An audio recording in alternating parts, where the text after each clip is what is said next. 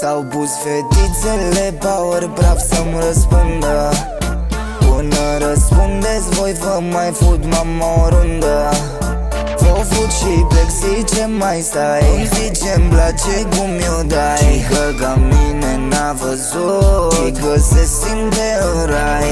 Vrea să mă bată în la cărți. Clipește și îl iau din 10 părți. Pe maricica nu bat, o iau pe melodie. Vreau să o țin, doamă de companie. Nu vorbesc mie de bani, aici iubesc marfă să tragă. Facem cumva să nu se vadă. Dacă tu vrei să faci bani, vino. Îți mor rochiță, te fac latino. Te ajută Sandu, te pune cu Gino. Dar tu o să lucrezi fă în Torino. Ce dracu să fac cu voi? N-aveți grad să vă las cu noi. S-au pus fetițele power brav să-mi răspundă. Până răspundeți voi vă mai fut mama o rundă.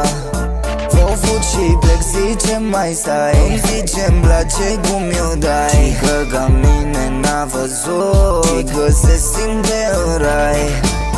Vin în Iunie acasă să nu fugi. Dacă vii să nu fi dracu-mi bloci. Vreau să fie elastic când mi-o suci. Să nu te pună băgatul să o muși. Vin cu Sandu, vă punem pula pe masa. Jucați Kiss, Mary Kill cu pula noastră.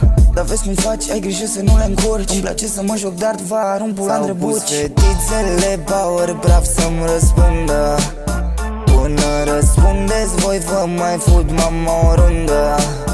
Vă fut și plec, zice mai stai. Îmi zice-mi place cum eu dai. Că ca mine n-a văzut și că se simte în rai. Ăsta secret de Aladin dispare cu un cover sublim. Ai furat coverul din casă. Pe bune chiar ești cretin. Doar pe geam habar n-am. De ce vorbește de Maidan? Fura hainele morții mătii din casă și acum te dai golan. Bine, băiat! S-au pus fetițele power brav să-mi răspundă.